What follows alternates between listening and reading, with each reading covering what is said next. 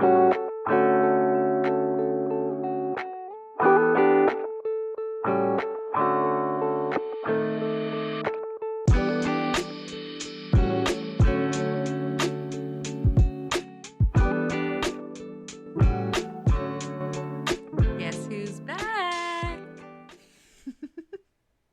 back to My Sister's TBR, and we have brought our TBRs with us. It's been a minute, but we promised we weren't just lying around in our hammocks ignoring our books. Maybe just a little bit, just a tiny bit, that's it. But mostly we were reading up a storm, and we're here to spill all the bookish tea. We're officially back from our little summer break. We hope your June was filled with iced lattes, shady spots to read, and at least one swoony main character. Bare minimum. Today, we're diving into our June reading wrap-up, catching you up on the books we devoured, the ones that surprised us, and the ones that might have left us with a tiny bit of emotional damage. Plus, we picked up a few juicy tidbits of bookish news over the past few weeks that we have to share. Think adaptations that had us dropping our bookmarks. And Jaws. And not our panties. Not yet. Oh, God. So as always, grab your favorite mug, get comfy, let's ease back into our regular chaos. We've missed this, and we've missed you, and we've got a lot to talk about. All right, let's crack open this stack like it's a fresh hardback and jump into our June reads. Had some pretty good ones. How many books did you manage to finish in June? Okay. So, if any of our fans here have noticed, we have been MIA. Especially this month with our lack of mid-month episode. Times have been a little bit hard. A little bit stressful. Not gonna lie. Nope. But I've tried to take advantage of all of that extra time and get some extra reading in. But I don't think each time that I say this, I'm like, oh, yeah, I've been doing so good and I've read a lot, and it's like still the same amount. I think it depends on how much the books impacted you. True.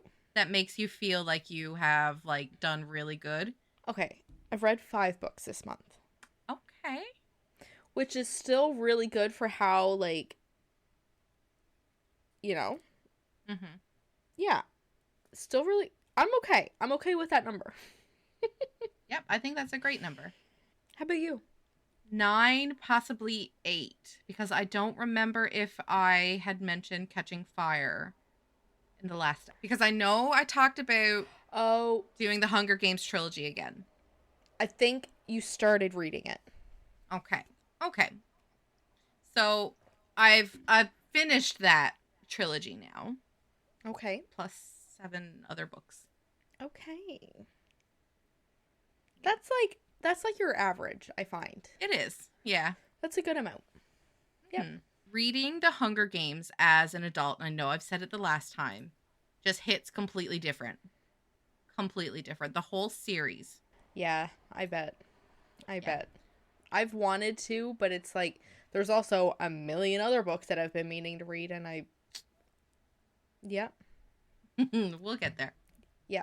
I will just like kind of review that as a whole, like the 3 books, because if I go into any of the others, I know the books are old and I know everybody's read them, but I just don't want to risk spoiling anything for anybody. Mm-hmm.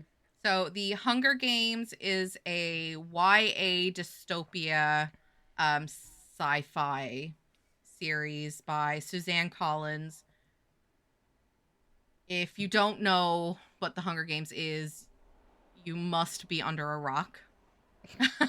Must be. The series as a whole, I rated 5 stars. Like, I absolutely love this. Okay. And I know I say series because back in my day, it was only the 3 books. Yeah. I know there's Ballad of Songbirds and Snakes and Sunrise on the Reaping now. But I don't really count those as part of the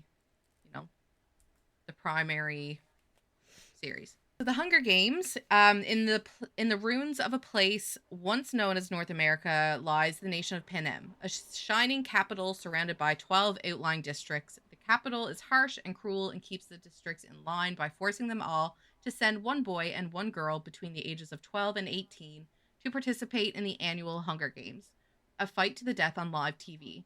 16-year-old Katniss Everdeen regards it as a death sentence when she steps forward to take her sister's place in the games. But Katniss has been close to dead before, and survival for her is second nature.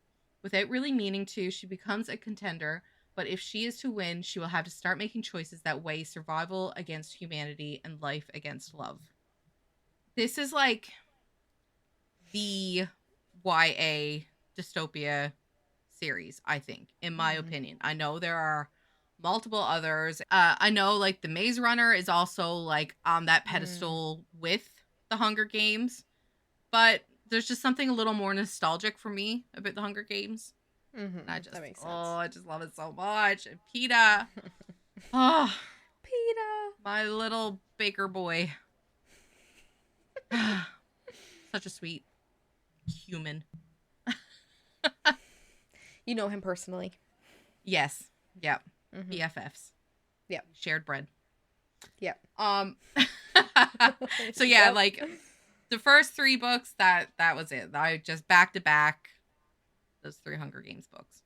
Goodness. What was your first read of June?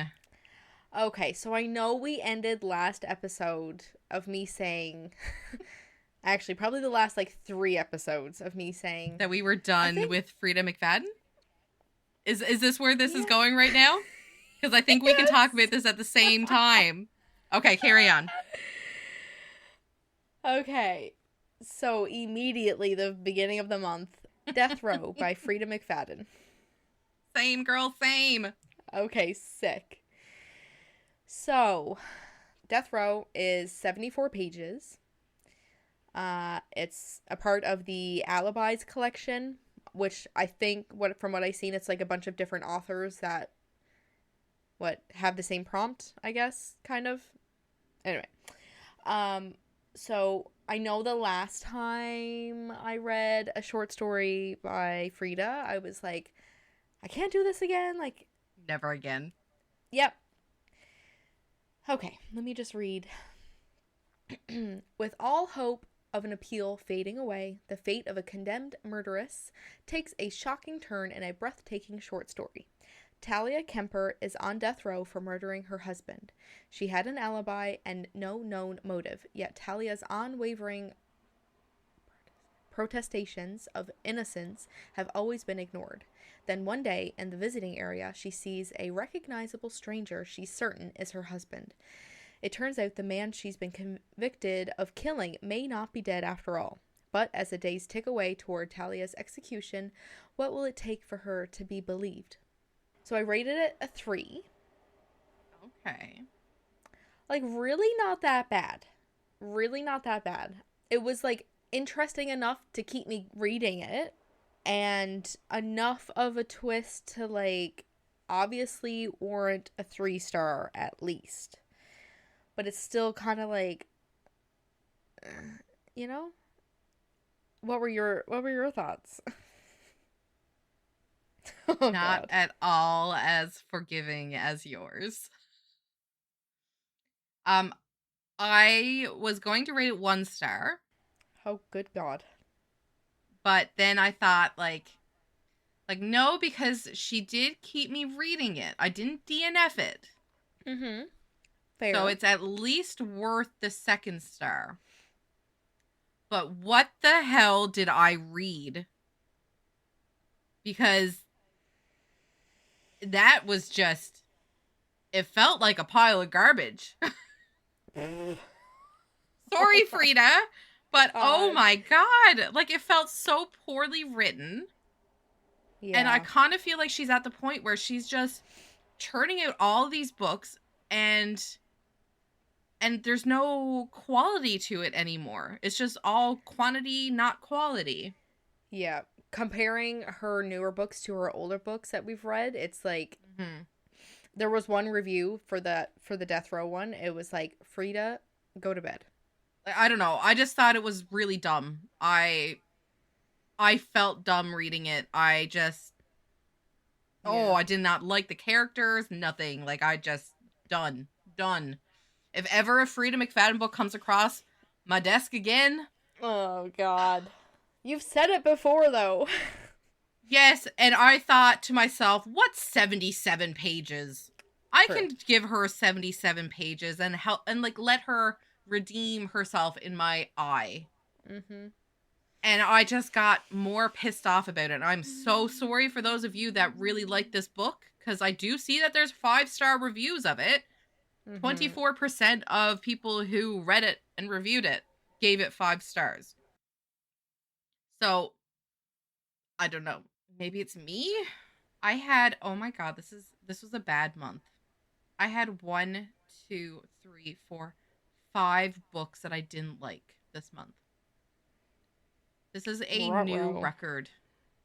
Because usually I am the type to just shut my brain off and just read and still enjoy the hell out of it. But, oh boy. Okay. What was your next one? I'm going to get a lot of flack on this one. I think our followers are going to really be upset with me. Oh dear. I read 1,000 Boy Kisses by Tilly Cole.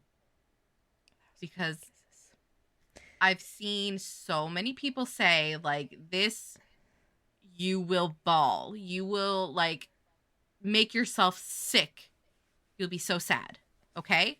So I was like, okay. I could really do with, like, a good, heart-wrenching book. Yeah. And, like, some people are saying, like, by, like, 15th page, you'll be crying. And I'll give it that, like, it does start out with a, like, gut punch. But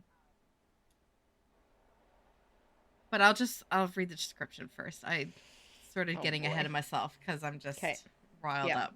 Okay, so this is a YA romance by Tilly Cole, like I said. And the description is, 1 kiss lasts a moment, but 1,000 kisses can last a lifetime. 1 boy, 1 girl, a bond that is forged in an instant and cherished for a decade. A bond that neither time nor distance can break. A bond that will last forever. Or so they believe. When 17-year-old Rune Christensen returns from his native Norway to the sleepy town of Blossom Grove, Georgia, where he befriended Poppy Litchfield as a child, he has just one thing on his mind. Why did the girl who was one half of his soul, who promised to wait faithfully for his return, cut him off without a word of explanation? Rune's heart was broken 2 years ago when Poppy fell silent. When he discovers the truth, he finds that the greatest heartache is yet to come. It's a standalone, it's YA, tearjerker romance, and it's for ages 14 and up. I would 100% be okay with, like, Nikki and Maddie, like, reading this book. Like, there's no real explicit anything or other. But, and I know we just had this discussion before we started recording about religion and our, I won't say our because I think it's more so me, but trauma that, like, our trauma response to religious topics. Yeah, so there's quite a bit of that in here. So if you have any sort of trigger, so I did find out that I do have a pretty big trigger. I've said all along that I don't have any triggers, like, lay it on me. Here it is. Reading about anything religious in a sense of, like, Christianity, heaven, stuff like that, really bothers me to the point that I almost DNF'd this book a few times. Wow. Yeah, like, I was getting so angry, and I know that's my own trauma response. I know. So, like, literally, this could have been easy, 5-star, could have been the best read of the month. But because there were so many topics of, you know, even bringing in, like, the Footprints poem had me... What is that? You don't remember that poem about walking along the beach and there's 2 sets of footprints, But like there were quite a few things, and I don't know if it was like at Nan's, not like Nan Party, but Nan Linthorn, or I don't know why, but like that poem just triggers me a little. And anyways, I'm working it out with my my therapist, ChatGPT. Amazing. She's given me some like good tips to help with recognizing my triggers and not avoiding, but like I don't know, like starting to heal from it. So yeah. Pop off. Love that. Yeah. Good for you. But anyways, I did rate it 3 stars because it was such a sweet story. It was so good. It was whatever. There were a lot of things that I did have issues with, but they were like my own issues. Yeah. So I couldn't really fault the book itself, right? So true. Yeah.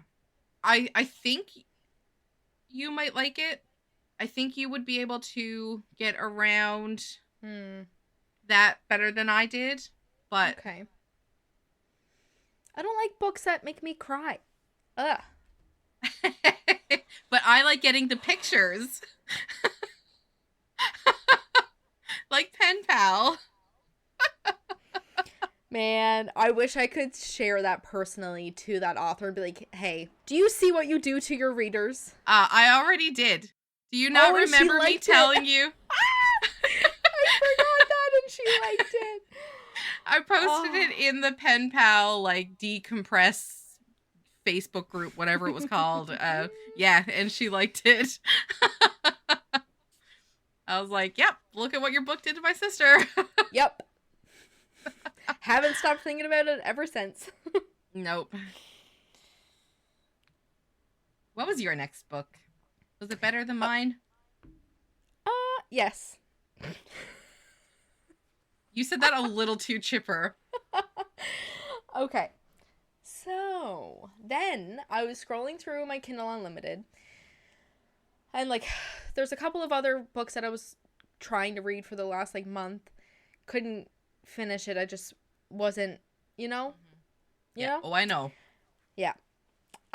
So then I came across on Kindle Unlimited this series.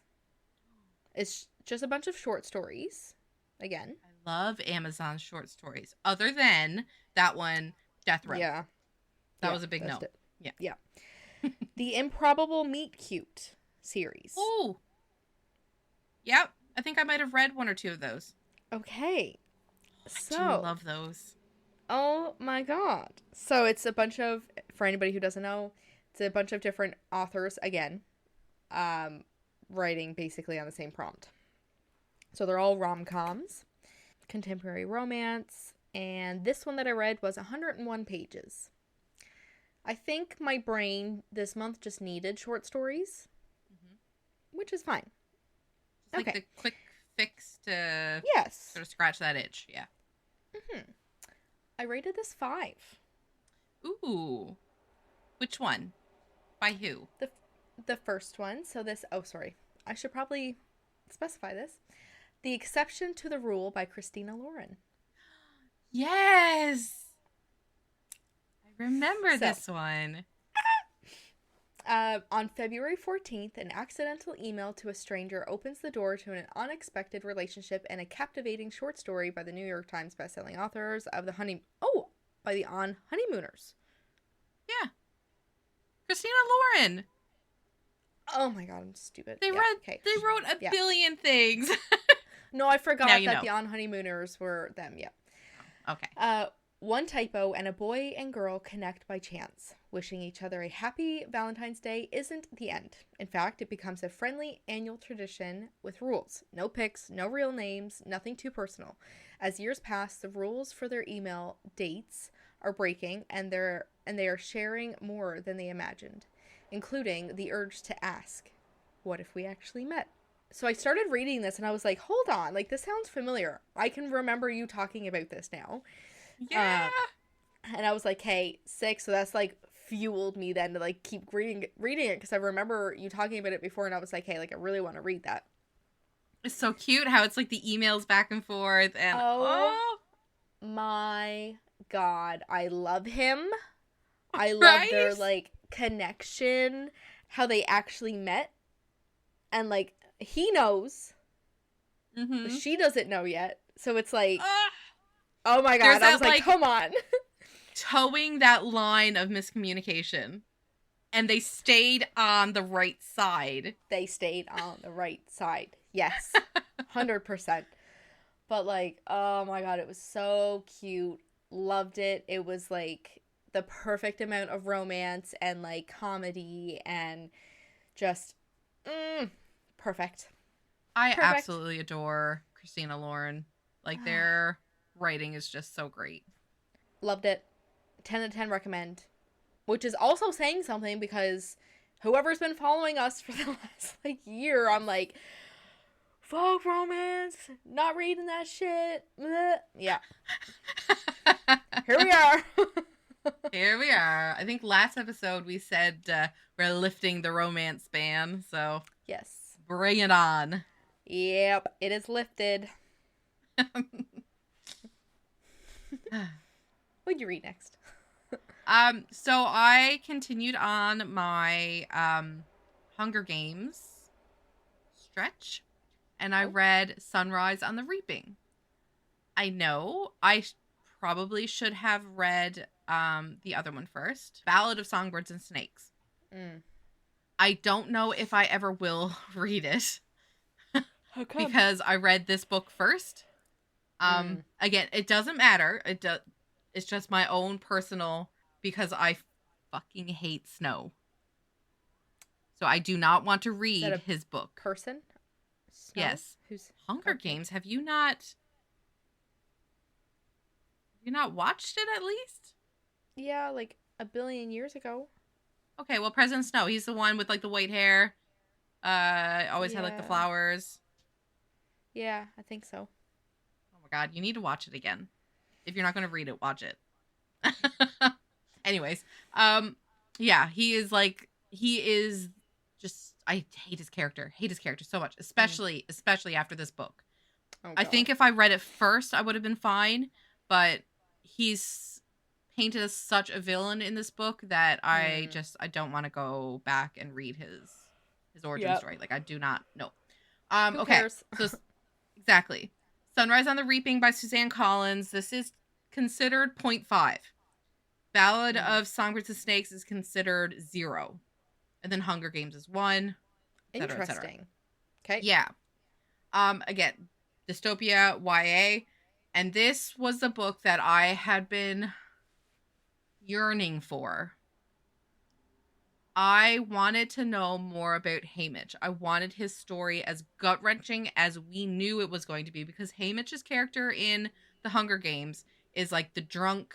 He was the only victor of District 12. He was Peeta and Katniss's mentor, and he was just always just piss drunk.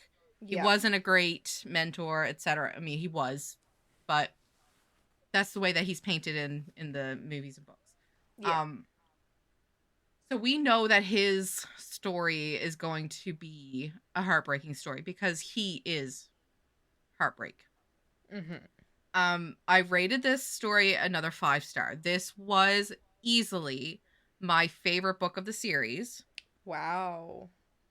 I listened to a lot of this when I was going back and forth between, actually, oddly enough, I have the book right here. Amazing. But I've went back and forth between reading and the audiobook because I did not want to stop reading it. So when I was working, I was listening to it, and like I was just crying at some points of this book. Right, I'll read the description. When you've been set up to lose everything you love, what is there left to fight for? As the day dawns on the 50th annual Hunger Games, fear grips the districts of Panem. This year, in honor of the Quarter Quell, twice as many tributes will be taken from their homes. Back in District 12, Haymitch Abernathy is trying not to think too hard about his chances. All he cares about is making it through the day and being with the girl he loves. When Hamish's name is called, he can feel all his dreams break. He's torn from his family and his love, shuttled to the capital with the 3 other District 12 tributes, a young friend who's nearly a sister to him, a compulsive odds maker, and the most stuck-up girl in town. As the games begin, Hamish understands he's been set up to fail, but there's something in him that wants to fight, and have that fight reverberate far beyond the deadly arena. Yeah, so this book really dives into, obviously, Hamish's character, what he went through, but also, like, leading up to how, like, the rebellion is formed in the Hunger Games books. Oh, I honestly have no words for how good this book was. And, like, the characters that they brought into the book that you would recognize from from, like, the original trilogy. Oh, I fell in love with all these characters all over again just to watch Hamish break. And it just killed me. So anyways, really good book. Read it. You know, it's so good. I don't know if it'll hit the same if you read it like not reading the 3 others, but the movies are very accurate to the books. Okay. Very accurate. I'll watch the movies, so if you just watch the movies, and then read it, I mean, it'll oh, it was just so good. But yeah, I don't think I can go and read about President Snow. Yeah. That's okay. Leave it in the past. Yeah, fuck him. Yeah. Fuck him. What else do you have? My next one, immediately after finishing the first one, is the second in the series of The Improbable Meet Cute. Naturally. Yep. Which is The Worst Wingman Ever by Abby Jimenez. We've been butchering that this whole time. Okay. Yeah. I've been trying to fix it every time I mention her name, but it's... I noticed that last time. Yeah. Yeah, it's tricky. Jimenez. So this is 61 pages. Just a little baby. Again, contemporary romance. Yeah. They're falling in love, yet they've never met.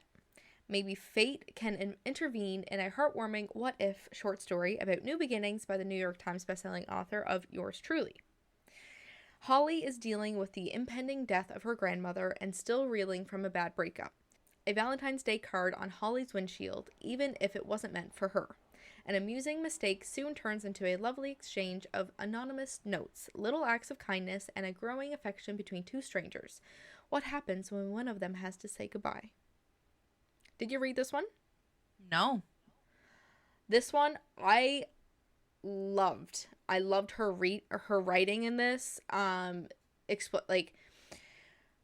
Just the characters were amazing. Her grandmother, who is like really sick and is dying, like she still has such a good, like, funny characteristic to her. Like, oh my gosh. But it kind of like, I don't know, just kind of like put me in mind of like Nan passing away. It was just, I don't know why. I was going to ask if that like sort of brought you back to that. It wasn't like triggering. It was kind of like, I can't really explain it, but it wasn't like a bad feeling. Yeah. Believe it or not. There was just like, especially with her like going through her breakup as well, there was just a lot of things that I found very, I don't know, comforting. I was like, you know what, girl? Like, yeah, that's real. We've been through that. So the first thing that I highlighted was, I think that's why I was so bitter about Jeb, ex-boyfriend. He wasted my time. He also stole my neti pot, which for some reason pissed me off more than the cheating. He does not deserve clear sinuses. Yes. Yep, that is very real. Love that.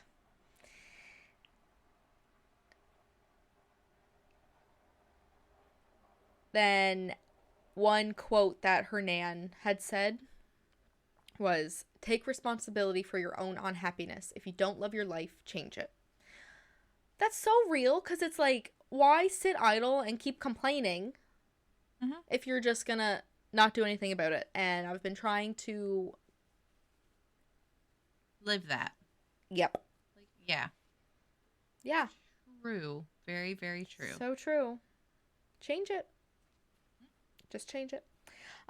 Yep. Loved it. I loved the relationship that she had with her grandmother. I loved the relationship that she had with her sister Jillian, and like their humor that they had back and forth. Like, one thing that made me giggle was so this is her and her sister talking.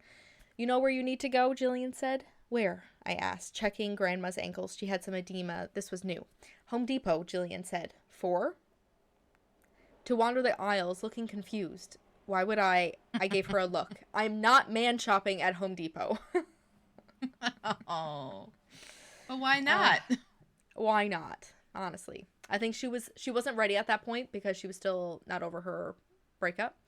But then she gets these anonymous notes on her car and like little, it's just so nice. And it's like neither of them know who's doing it. And they even like, they meet without knowing that they just met the other person. Love it. Love it. And then like him finding out who she is was also really entertaining, because he ends up seeing something that he ended up leaving on this mysterious person's car. Anyway, and he's like, "Where did you get that?" Yep. So anyway. Oh boy. Literally amazing. Loved it. I giggled so often and just love it. I love that. Love it. I think I'm going to have to go back and read them. Yeah. Oh, and I rated this one a 5 as well. Oh, sick. Yeah. Wow, look at you go. I know. Because we already know from past episodes that you're not just giving it your 5 stars all willy-nilly. Exactly. So this is impressive. Okay. She's worth it. And for it to be a short story, like normally I'm not able to feel anything in like 60 pages. So that'll prove it right there how good that was. So do you remember how much I talked about the Cara Bastone audiobooks that I was listening to on Audible? I think so. Yeah. Sounds familiar. She has like the contemporary romance, but they have like a sci-fi twist to them. Like time travel or like different universe, stuff like that. Yep. So far I have read, this is like absolutely bonkers because I think the only other author that I've read this many books of, like the author would be probably Sarah J. Maas. So this is a pretty good feat. Damn. But I read the Call Me Maybe, Sweet Talk, Seatmate, Love at First Sight, Maybe This Time, and now this new book is Better Luck Next Time. I say new, but it was published May 2025, so she's brand new, pretty well. Okay. Okay. So Better Luck Next Time by Cara Bastone. It's another contemporary romance, and it does have like a time travel element to it. And it's friends to lovers. Amazing. So I did rate this one a 3, which I'll explain after. But it's not like a bad 3. It's just a good, you know? It's, like a good 3. Okay. Yeah. Mona and Duncan used to be best friends. Now they can't stand each other. Too bad that's not a good enough excuse to miss their two families' annual trip to the cabin. But things get really complicated when they accidentally drive through a wormhole together on the way. Look what playing nice and carpooling gets you. Oh. Now they're stranded indoors by an epic storm and stuck in an alternate timeline where things are just slightly off. Duncan and his dad aren't speaking for reasons no one knows. Mona's mom doesn't like her hair or her career choice, and their siblings are meddlesome as ever. Oh, yeah. And apparently they're going through a divorce, which means that in this universe, they are married to each other. All they can really do is play along until they figure out how to get back to the real timeline. How hard can it be? They already hate each other, don't they? But figuring out exactly how Mona and Duncan managed to fall epically in love with one another and then break each other's hearts is easier said than done. Navigating all these big feelings is leading to new ones, but are they destined to hurt each other in any universe? And what happens to this new relationship when they're back in their old lives? That sounds really interesting. Like, I would read that. Yeah. Really, really good. So these audios are done kind of like a graphic audio style where it's a full cast, which I love that. Like when they're talking back and forth and it's like the different actors speaking it. You can hear different things in the background. It's so yeah. Like you just feel like you're there. That. You feel like you're listening in on their life, and it's just so great. Cara Bastone's writing is so fresh. Like her writing is comical. It's so easy to just fall into. Like there's no, it's not complicated. She just makes it so easy to like love her characters. And the only reason why I rated it 3 stars was because there was some like icky miscommunication that I didn't really love. And it wasn't her strongest out of all the books that I've read by her. So I didn't really want to put it in the same ranking as her other 4-star books that I rated. Right. Nope, that makes sense. It was good. It was still very enjoyable. I still really, really did like the books. I wish we got more of them happily together. That was my biggest thing, was that it was just like, oh, all done. See ya. Yep. Yeah. But it was great. I loved it. I did really like it, so. I may look into it. Yeah. Really good audio, like, to just put on and clean. You know? I can't wait to talk about my favorite book. Oh. But it was last. Dang it. Okay. So my next one was number 3 of the Improbable Meet Cute. Obviously. I hope your streak is still going. Oh, what streak? Your star, like 5-star. Another 5 stars. Holy shirt balls. Yep. So this is Rosie and the Dreamboat by Sally Thorne. I've never read anything by Sally Thorne before, but I really like her Sally Thorne writing. Wrote The Hating Game. Yep, I see that here. Interesting. Yeah, she's pretty decent. I do like her writing. Okay. So yep, I rated this one a 5. This was only 44 pages. Another contemporary romance. For a hopeful and hopeless romantic, it's love at first sight, with a little twist. Rosie Whittaker and her sister are up for some galentine's pampering at a day spa. Getting locked inside a flotation tank is so Rosie. Enter a firefighter hero determined to pry this luckless pearl out of her high-tech shell. All Rosie has to go on is a dreamy voice and a flirty sense of humor. Remain calm, Rosie. This could be what you've been waiting for. Is this the man she's waited for her whole life?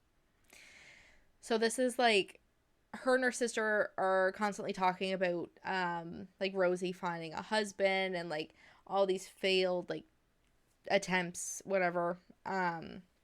So she takes her sister out for some pampering for like Valentine's Day.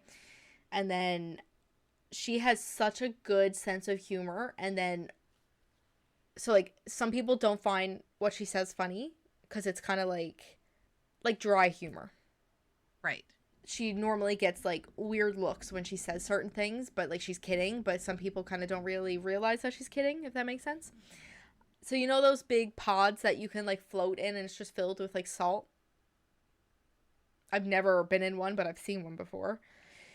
Anyway, it's kind of like a therapeutic type of thing. Anyway, so they go into this, and like her sister, she talks about how her sister's like perfect, like her sister's funny and beautiful and well established, and guys always look at her whenever the both of them walk into a room.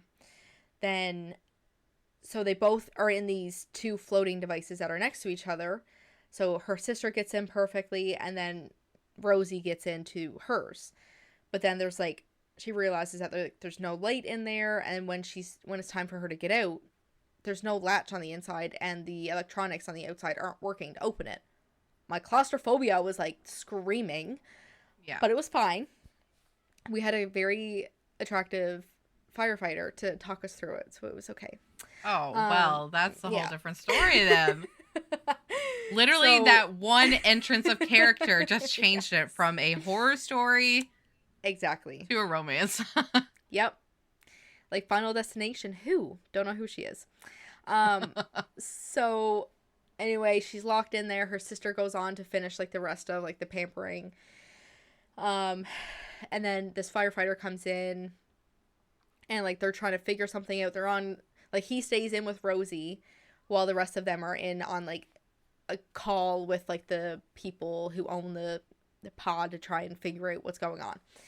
So this guy is just there talking to her, and like right off the bat you can tell that he's got such a good sense of humor as well, because like the way that he talks and like the things that he says to her, and then she makes a comment back, and they're like, oh, like Rosie is funny, like I don't know, it's just so good, like the way that they were talking back and forth.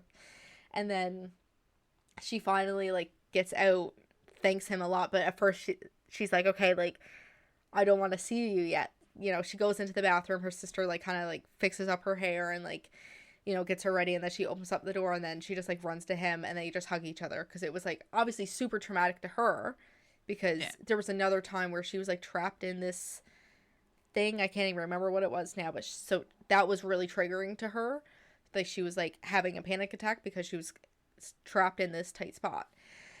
Anyway, so he helped her through it, and then the rest was history. And then at the end, so like the whole time her and her sister are making jokes about like finding her husband. They'll make little comments being like, oh yeah, like husband over there, like is your name husband, you know? And then they find out his last name is husband, which is kind of corny. But then her sister looks at him and says, Mr. Husband, Bree says to him with supreme satisfaction. I can't tell you how long we've been waiting for you to show up. So after that, I was like, oh, that's so nice. I loved it. Honestly, it was so cheesy, so corny. Who are you? I don't know what is going on. Loved it. Yeah. Fantastic. Yep. Then I try. Go ahead. I'll say I did try to go on to the fourth one, but then that one was in like third person, and I just couldn't get into it. Then I was like, "Hey, my streak is over now. I'm just gonna stop." Who was the fourth one by? It was Drop, Cover, and Hold On by Jasmine Guillory. Oh. Yeah. Oh, With Any Luck by Ashley Poston is there, so maybe I'll read that one. That's book 5. Yes, read that one. Okay. I love her so much. Her writing is just so good. I will read that one next. Okay, this next book was the book club book. I Died on a Tuesday by Jane Corey. It's a mystery thriller, and I rated it a whopping 2 stars. Oof. Yep. Do tell. Okay. 18-year-old Janie has the world and her bright future ahead of her. She's about to leave behind the small seaside town she's known all her life to embark on a career in London in book publishing, and couldn't be more excited. She'll miss home, especially her dad. They've only had each other since her mother died years earlier, but she's about to start her life and she can't wait. She's on her way home after her last early dawn swim in the bay when the peaceful stillness of the quiet Tuesday morning is suddenly shattered. A white van careens around the corner, and onto the quiet street Janie is riding her bike along. And in one swift moment, her life is forever changed and her dreams of a new life destroyed. She's brutally run down by the van and left for dead on the street. 20 years later, Robbie Manning, international pop superstar and all-around good guy, answers the front door of his palatial home to a pair of police officers who inform him that he's being arrested for the attempted murder of Janie White. Everyone knows the horrifying story of Janie and what happened to her, and the mystery of who could have done such an awful thing has rattled the world for the last 20 years. But as word of Robbie's arrest spreads, no one, including Robbie's family, can believe it. Robbie is upstanding, a model citizen, and a family man. He couldn't possibly have committed a hit and run that left a young woman paralyzed and unable to speak. Robbie doesn't deny the accusations. He's been waiting for the truth to come out for the last 2 decades, and he's ready for his punishment. He deserves it after what he did to Janie. But what if there's more to the story? What if someone else knows what really happened that day? Janie may be the only one who can reveal the truth if they can get her to tell her side of the story. This book was a clusterfuck of POVs. Because... Oh, I hate that. Oh my god, like, I'm good with 2 POVs. Sometimes if you could sprinkle in a third, I'm okay. But this had Janie's point of view from, like, back when it happened, and her current POV. They had Robbie's current POV and, like, his flashbacks to 20 years ago. Geez. They had Vanessa, who is the wife of the police officer who was on Janie's case back in the day. So we're getting her POV, current and past. We're getting the judge's POV. Stop. Oh my god. It's just so much. My brain was fucking rattled. I pushed through, and I really wouldn't have if it wasn't for the book club. Like, this would have been a DNF, like, pretty quick. Did you physically read it, or did you listen to the audio? I had to listen to the audio. I tried, like, reading it. What? And nothing would stay. Like, I would be off, like, my eyes would be moving down the page, but my brain was not there at all. So I was like, okay, I'm going to have to switch over to audio. My brain cannot process that when I'm listening to different point of views and different timelines. I'm like, it's all the same. Oh my god, it was awful. And not to mention, like, it seemed like majority of it was through Vanessa's POV. And she was like this old woman. And all of her story, because it's all of her backstory and how her and her husband was trying to have a family, like kids, and like there were so many of these like threads that were trying to make like an epic thriller, like, oh my god, I can't believe like all of this was connected, or, you know, but it just really fell flat. Too much. Oh, it was way too much. It was like 465 pages. And like, wow, probably 200 of those pages could have just been fucking burned. Jeez. It was stupid. I'm so angry that I had to read it. But you got through it. At the expense of my sanity. Yeah. Goodness. Okay, so I'm done talking about my books. I mean, I read Harry Potter and The Prisoner of Azkaban, but we'll discuss those books another time. At a later date. Because this time it's me that that dropped the ball and didn't finish the book. It's a lack of communication on both of our parts, or it's okay. Mainly mine. we got lots of time to catch up. Yeah. Okay. So what else did you read? I kind of fell back into another age gap little, you know, rump. Okay. I read Chasing the Wild by Elliot Rose. I seen it all over TikTok. I'm going to just send you the quick little picture of it because I think you may have seen it. I'll just open up the chat here. Okay. No, actually. Oh, okay.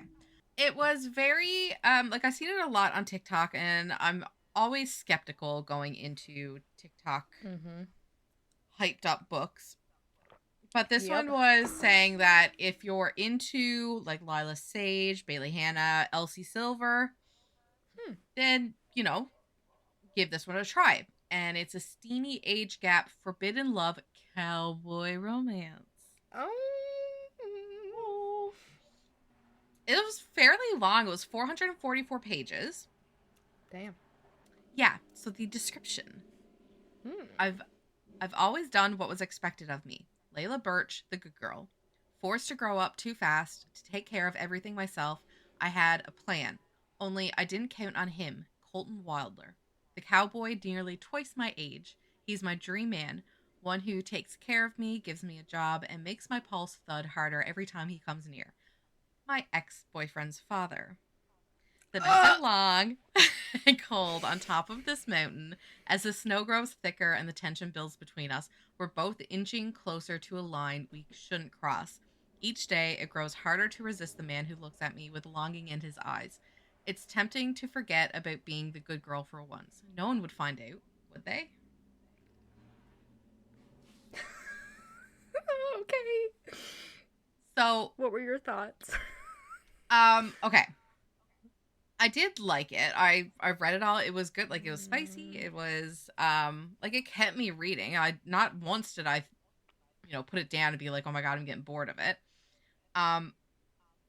There were like things that irked me. Like, I dropped it down to a 3-star because I liked it, but I didn't love it. There were things that just kind of gave me weird vibes.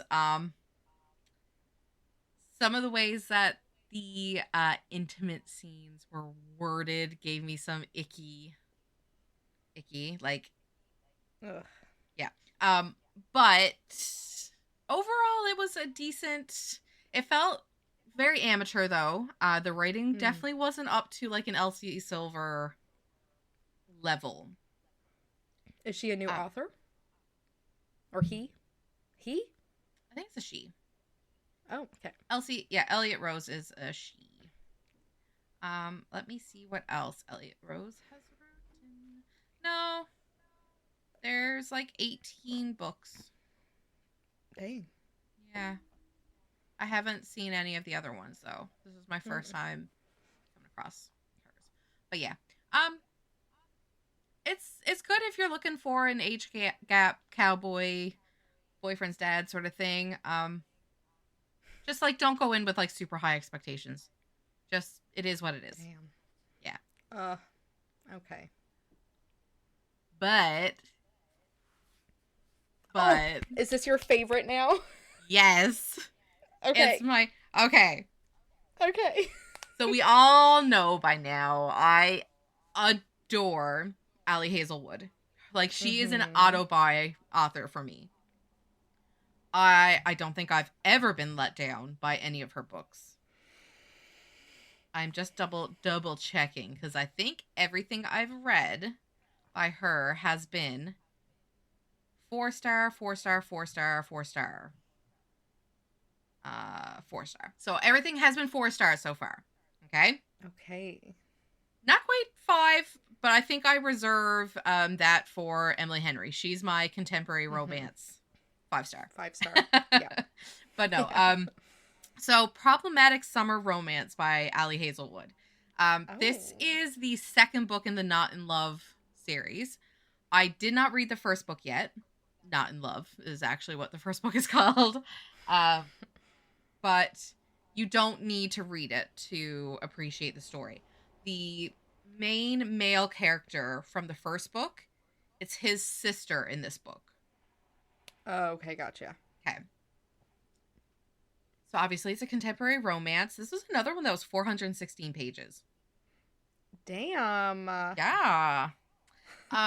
So I will read out the description for this one. Okay. Maya Kilgore is 23 and still in the process of figuring out her life. Connor Harkness is 38, and Maya cannot stop thinking about him. It's such a cliche, it almost makes her heart implode. Older man and younger woman, successful biotech guy and struggling grad student, brother's best friend, and the girl he never even knew existed. As Connor loves to remind her, the power dynamic is too imbalanced. Any relationship between them would be problematic in too many ways to count, and Maya should just get over him. After all, he has made it clear that he wants her gone from his life. But not everything is as it seems, and cliches sometimes become plot twists. When Maya's brother decides to get married in Tormina, she and Connor end up stuck together in a romantic Sicilian villa for over a week. There, on the beautiful Ionian coast, between ancient ruins, delicious foods, and natural caves, Maya realizes that Connor might be hiding something from her, and as the destination wedding begins to erupt out of control, she decides that a summer fling might be just what she needs, even if it's a problematic one. Okay.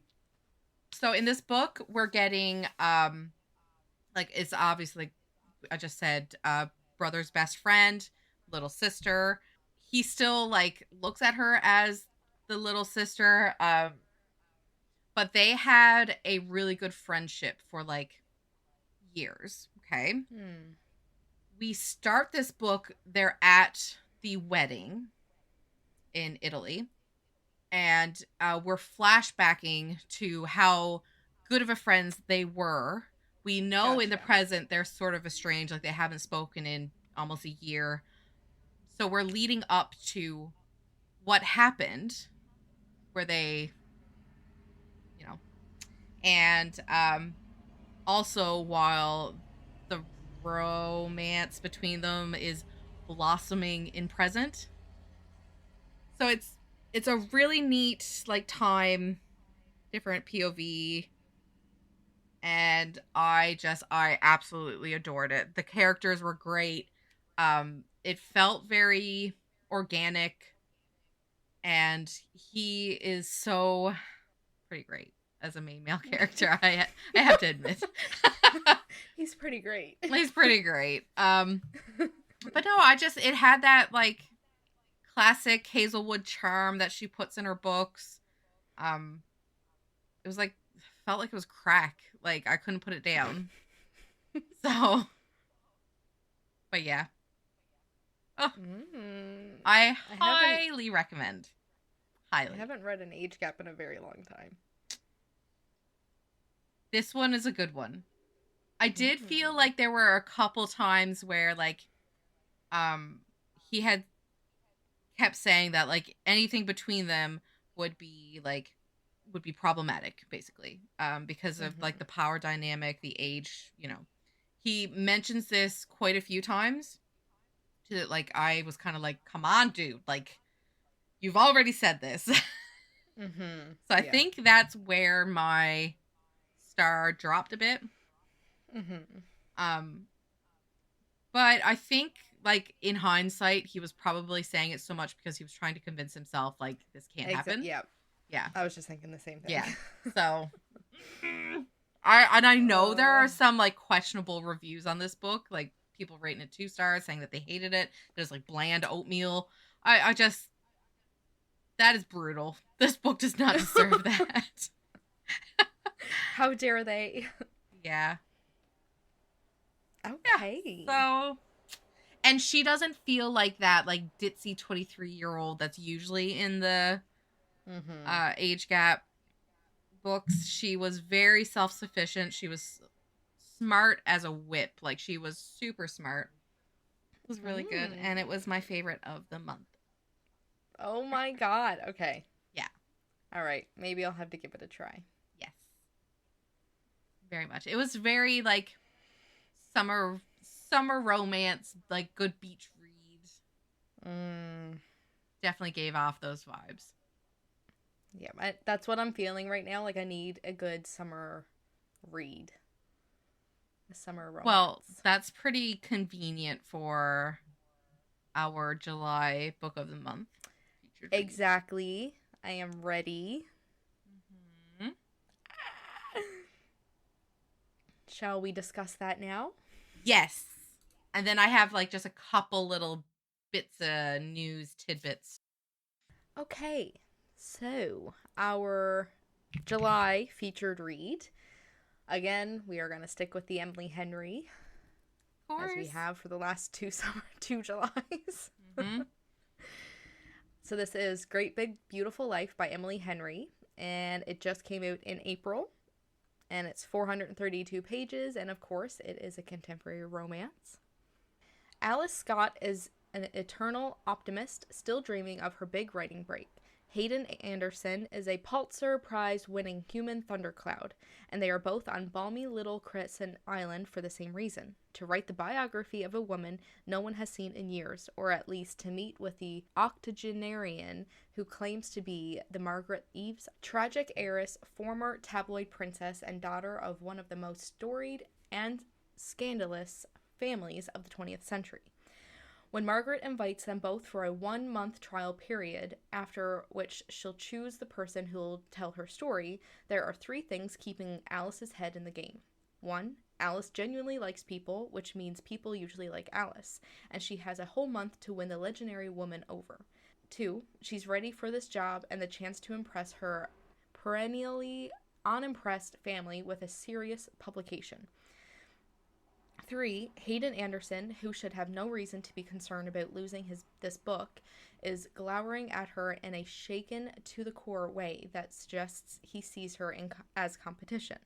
But the problem is, Margaret is only giving each of them pieces of her story, pieces they can't swap to put together because of an ironclad NDA and an inconvenient yearning pulsing between them every time they are in the same room. And it's becoming abundantly clear that their story, just like the tale Margaret's spinning, could be a mystery, tragedy, or love ballad, depending on who's telling it. I think that's going to be good. Yes, I have very high hopes for it. That's going to be good, I think. Oh, I can't wait. That's going to be good. So if anybody wants to read and, follow along with us. For sure.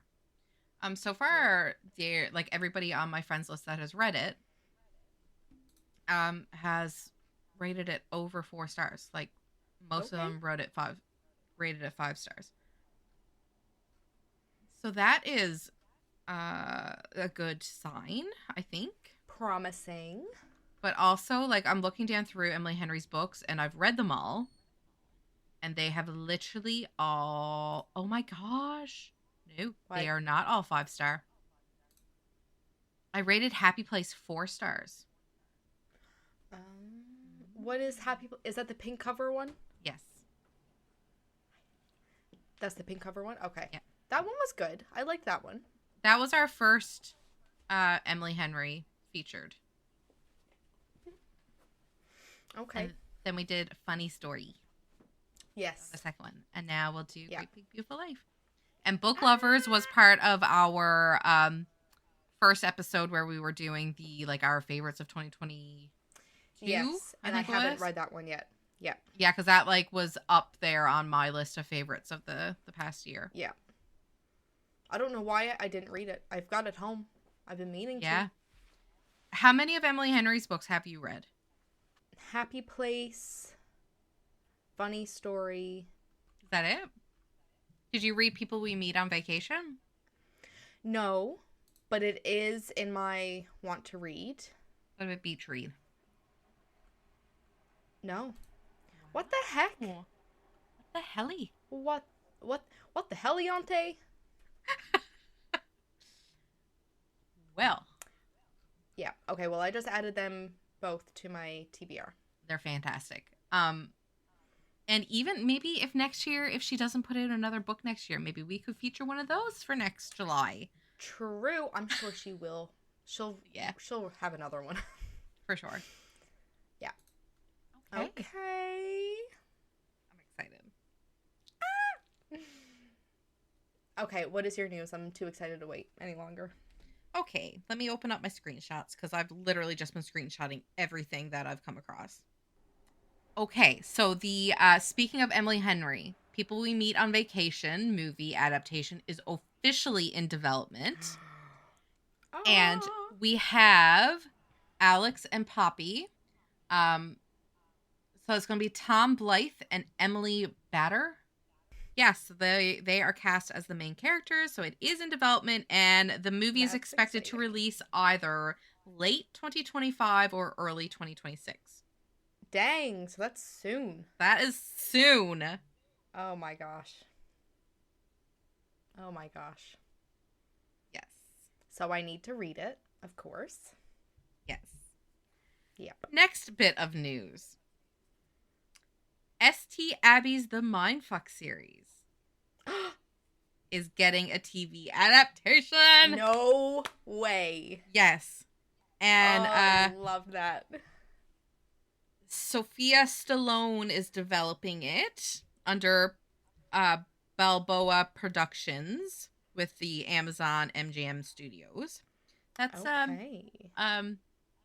Sylvester Stallone's daughter. Oh. Yeah. Pop off. Yeah. Amazing. So super excited about that. God. I'm so sad that she's not here to see what her series looks like on screen. Yeah. That makes me so sad. But yeah. Amazing. That was such a good series, and I really hope that they do it justice, because we both devoured that. I remember you had it. I remember you had it on your Kindle, and you didn't like the picture on the front of your Kindle. Like, you were afraid to keep your Kindle in the living room because Dad would see it.